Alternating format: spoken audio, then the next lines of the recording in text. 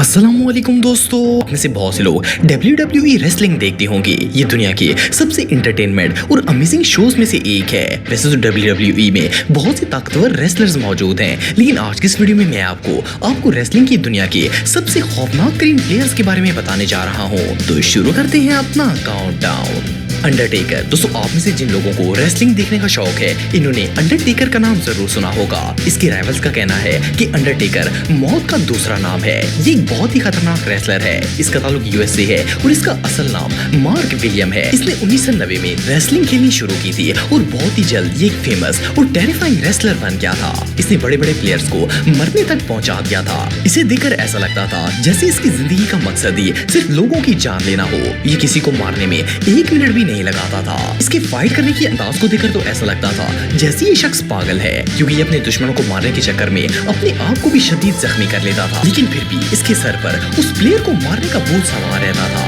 बहरहाल जो भी हो, अंडरटेकर किसी डेविल से कम नहीं है।